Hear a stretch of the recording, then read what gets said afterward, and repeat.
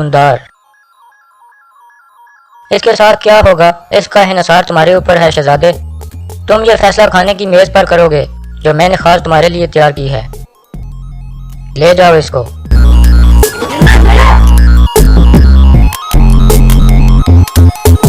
पुरगुत को बुलाता है और कहता है तुम गायत्री के पास जाओ, वो कुछ अरसे से नुयान की खोज लगाने में मसरूफ है, तुम उसके साथ मिलकर नुयान के ठिकाने का पता चलाओगे। पुरगुत कहता है जैसे आपका हुक्म भाई।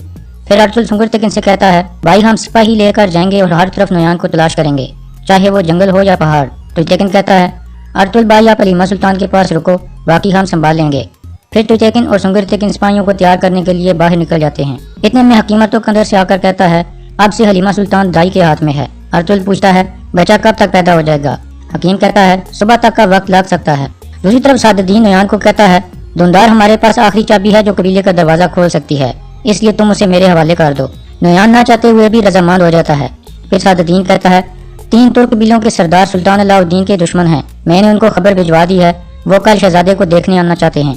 तुम शहजादे को सुल्तान बनने के लिए राजी करो ताकि हमारे सारे रास्ते खुल जाएं।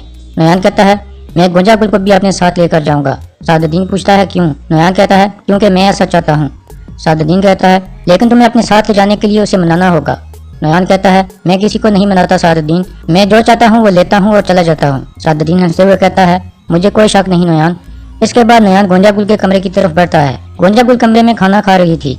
इतने में नुयान अंदर दाखिल होता है। गोंजागुल खड़ी होकर पूछती है लड़कों को पकड़ लिया है क्या? नुयान कहता है हाँ, और अब मैं तुम्हें लेने आया हूँ। दूसरी तरफ सुंगुरतेकिन कुछ सिपाहियों को लेकर जंगल में पहुंच गया था। फिर वो सिपाहियों से कहता है हो सकता है नुयान ने हमारे लिए कोई जाल बिछाया हो, इसलिए हम यहाँ से 2 ग्रुपों में तकसीम हो जाएंगे और हर तरफ उसे तलाश करेंगे। फिर वो सब आगे बढ़ जाते हैं। दूसरी तरफ हलीमा सुल्तान का बच्चा पैदा होने वाला था और खेमे के बाहर अर्तुल बेचैनी से इंतजार कर रहा था। हकीम अर्तुल कहता है इंशाल्लाह आपका बच्चा सही सलामत पैदा हो जाएगा।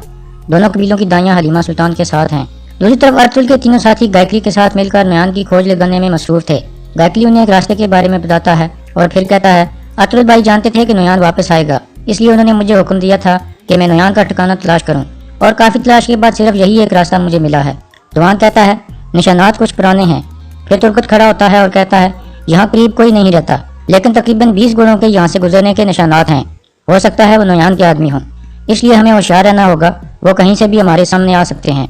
दूसरी तरफ नुयान के डेरे पर धुंधार शाहिर को कहता है कभी खौफजदा मत होना, मेरे भाई हमें बचा लेंगे। शाहिर कहता है मैं अपने बारे में परेशान नहीं हूँ, बल्कि अपनी बहन के लिए परेशान हूँ। अगर मेरे साथ कुछ हो गया तो वो अपने नए पैदा होने वाले बच्चे के लिए भी खुश नहीं हो सकेंगी। धुंधार कहता है हमें यहाँ से भागना होगा शाहिर, वरना हम मारे जाएंगे। शाहिर कहता है कैसे? इतने में उन्हें एक मंगोल सिपाही के कदमों की आवाज आती है। धुंधार कहता है तैयार हो जाओ। जब वो मंगोल सिपाही उनके पास से गुजरने लगता है तो धुंधार अपनी टांग आगे करके उसे गिरा देता है और दूसरी तरफ से शाहिर उसकी गर्दन काबू कर लेता है। फिर धुंधार उसका खंजर निकालने की कोशिश करता है, लेकिन इतने में नुयान और गोंजागुल वहां पहुंच जाते हैं और उनका मंसूबा नाकाम हो जाता है। गोंजागुल कहती है शहजादे को खोल दो, ये हमारे साथ बैठकर खाना खाएगा। फिर नुयान उस सिपाही को मार देता है और कहता है बेवकूफों का मेरे साथ कोई काम नहीं जो कि एक लड़के को भी न संभाल सके। फिर वो धुंधार की तरफ बढ़ता है।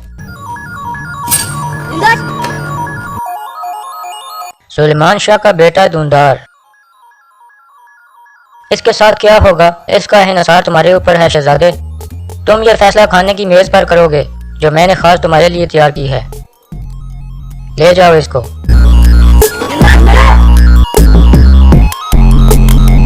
दूसरी तरफ कबीले में अभी तक हलीमा सुल्तान का बच्चा पैदा नहीं हुआ था। दाई उसे लंबे लंबे सांस लेने का कह रही थी। खेमे के बाहर अर्तुल बैठकर बेचैनी से इंतजार कर रहा था। तुर्तेकिन भी उसके पास आकर बैठ जाता है और कहता है इंशाल्लाह हलीमा सुल्तान सही सलामत आपके बच्चे को जन्म दे देगी। अर्तुल कहता है शुक्रिया तुर्तेकिन भाई, तुम भी बहुत जल्द अपना बच्चा अपने बाजुओं में उठाओगे। तुर्तेकिन कहता है इंशाल्लाह।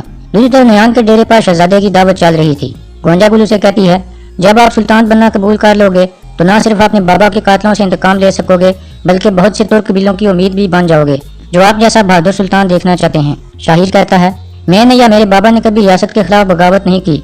नुयान कहता है तो क्या हुआ, उन्होंने तुम्हारे बाबा का सर काट कर फेंक दिया। फिर गोंजागुल कहती है तुम अफसिन और कारा तैगर को जानते हो, उन दोनों को सुल्तान अलाउद्दीन ने तुम्हारे बाबा को मारने के लिए भेजा था, और जब तुम्हारे बाबा अयूबियों के महल में मौजूद थे तो अफसिन ने तुम्हारे बाबा को कत्ल कर दिया था। ये सुनकर शहजादा शाहिर कुछ सोच में पड़ जाता है। फिर गोंजागुल कहती है कल कुछ तुर्क सरदार आपका हाथ चूमने आएंगे और आपको सुल्तान के तौर पर कबूल करेंगे, और ये नुयान भी आपकी खिदमत करेगा। कबीले में अर्तुल नमाज पढ़ने के बाद हलीमा सुल्तान के लिए दुआ मांगता है कि या अल्लाह उसके लिए बच्चे की पैदाइश का अमल आसान कर दे। दूसरी तरफ कबीले के सिपाही नुयान को तलाश करने के लिए जंगल में मौजूद थे। तुर्गत सुंगर तेगन को कहता है, कल आप कबीले में वापस चले जाओ, हमें एक रास्ता मिल गया है और हम नुयान को ढूंढ लेंगे। दूसरी तरफ शाहिद नुयान से पूछता है, धुंधार कहाँ है? नुयान कहता है, वो महफूज जगह पर है। जब तुम सुल्तान बनने के लिए रजामंद हो जाओगे और काय कबीले और दुर्गा कबीले को एक खत लिखोगे तो धुंधार को वापस कबीले में भेज दिया जाएगा। शाहिद कहता है, ठीक है, मैं ऐसा करने के लिए तैयार हूँ। आप फौरन अर्तुल भाई को पैगाम भिजवा दें कि मैं उनसे अपने बाबा के कातलों के बारे में बात करना चाहता हूँ। नुयान कहता है, जैसे आपका हुक्म शहजादे। गोंजा गुल कहती है, आपसे मैं आपको सुल्तान कहकर बुलाऊंगी। दूसरी तरफ हलीमा सुल्तान का बच्चा पैदा होने में ताखीर हो रही थी। सलजान उसे दूध पिलाती है और खंजूर वगैरह खिलाती है। इतने में हकीम मरतुक भी एक दवा लेकर आ जाता है और कहता है, इंशाल्लाह इस दवा से हलीमा सुल्तान के लिए आसानी पैदा होगी। फिर अर्तुल सलजान को बाहर बुलाकर उसे दवा ले जाने को कहता है। दूसरी तरफ नुयान गोंजा गुल को अपने बिस्तर की तरफ ले जाता है और गोंजा गुल भी खुशी खुशी उसके साथ लेट जाती है। दूसरी तरफ अर्तुल खेमे के बाहर इंतजार करते करते सो गया था। इतने में उसे एक ख्वाब आने लगता है जिसमें सुलेमान शाह उसके खेमे में आ जाते हैं और उसे अपने पास बुलाते हैं।